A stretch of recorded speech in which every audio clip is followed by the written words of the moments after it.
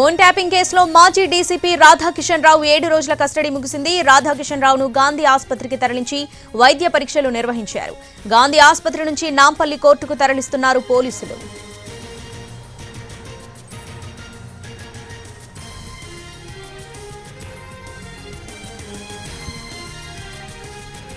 గాంధీ ఆసుపత్రి నుంచి మరింత సమాచారాన్ని మా ప్రతినిధి కిరణ్ అందిస్తారు.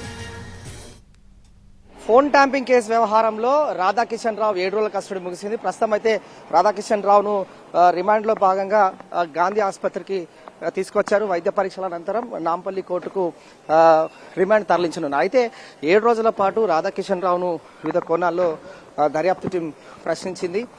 ఫోన్ ట్యాంపింగ్ వ్యవహారానికి సంబంధించి చాలా కీలకమైన సమాచారం రాబట్టింది. అయితే 7 రోజుల కస్టడీ విచారణలో భాగంగా రాధాకిషన్ రావును ప్రశ్నించినప్పుడు అనేక సంచలన విషయాలు తెలిసాయి. రాధాకిషన్ రావు పోలీసులు సంబంధించి కావచ్చు, అలాగే బీఆర్ఎస్ నేతల చుట్టూ కూడా ఈ ఉచ్చు బిగుసుకుంటుందని చెప్పాలి. 47 హార్డ్ డిస్క్లకు సంబంధించి ధ్వంసం చేసిన కేసు ఏదైతే ఉందో వ్యవహారంలో ఎస్ఐబికి చెందిన డేటాపై కూడా ఆరా తీస్తా ఉన్నారు.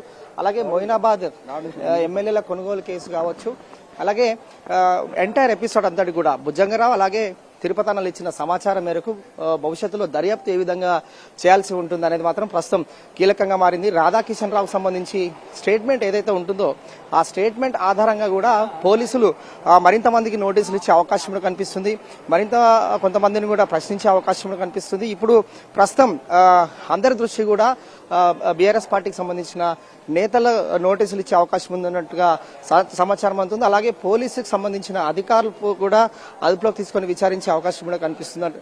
ఇక ఎంటైర్ ఎపిసోడ్ అంతట్లో కూడా రాధాకిషన్ రావుకు సంబంధించి నల్గొండ, మహబూబ్నగర్, సిరిసిల్ల, వరంగల్, అలాగే రంగారెడ్డి జిల్లా, జూబ్లీ హిల్స్ ఎక్కడైతే సర్వర్ల ఏర్పాటు ఉంటుందో ఆ సర్వర్ల ఏర్పాటుకు సంబంధించి కూడా చాలా కీలకమైన సమాచారం రాబట్టారు పోలీసులు. మొత్తంగా మనం చూడొచ్చు, ఎమర్జెన్సీ వార్డుకు సంబంధించి గాంధీ ఆసుపత్రిలో రాధాకిషన్ రావుకు వైద్య పరీక్షలు నిర్వహిస్తున్నారు. ఇక వైద్య పరీక్షల అనంతరం ఇక్కడ నుంచి నేరుగా నాంపల్లి కోర్టుకు రిమాండ్ కూడా తరలించనున్నారు. మునుగోడు, నల్గొండ, హుజురాబాద్ ఉప ఎన్నికల్లో ఫోన్ సంబంధించి నేతలకు సంబంధించి ప్రతిపక్ష పార్టీల నేతలకు సంబంధించి ఏ విధంగా ఫోన్ ట్యాంపింగ్ వ్యవహారం నడిపించారు, అలాగే అక్రమాలు చిట్ట కావచ్చు, బెదిరింపులు, ఫోన్ ట్యాంపింగ్ నెంబర్స్ ఏ విధమైన వివరాలు ఉన్నాయి వాటిని కూడా అడిగి తీసుకున్నారు. ఇక పలు కోణాల్లో కూడా రాధాకిషన్ రావును ప్రశ్నించడం జరిగింది. అయితే రాధాకిషన్ రావు పైన గతంలో కూడా నమోదైన కేసులకు సంబంధించి కావచ్చు, అక్రమాలకు సంబంధించి కావచ్చు, అన్ని కోణాల్లో కూడా రాధాకిషన్ రావును ప్రశ్నించారు. ప్రస్తుతం అయితే రాధాకిషన్ రావును గాంధీ ఆసుపత్రికి తీసుకొచ్చారు. గాంధీ ఆసుపత్రిలో వైద్య పరీక్షల అనంతరం నేరుగా నాంపల్లి కోర్టుకు తీసుకువెళ్తారు. నాంపల్లి కోర్టు వారు కూడా మేజిస్ట్రేట్ వారు రాధాకిషన్ రావుకు రిమాండ్ తరలించే అవకాశం కూడా కనిపిస్తుంది.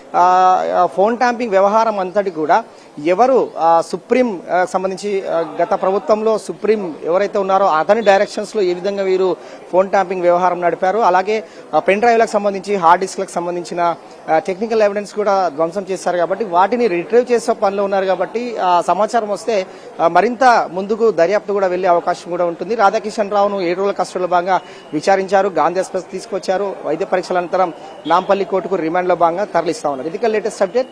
స్టూడియో.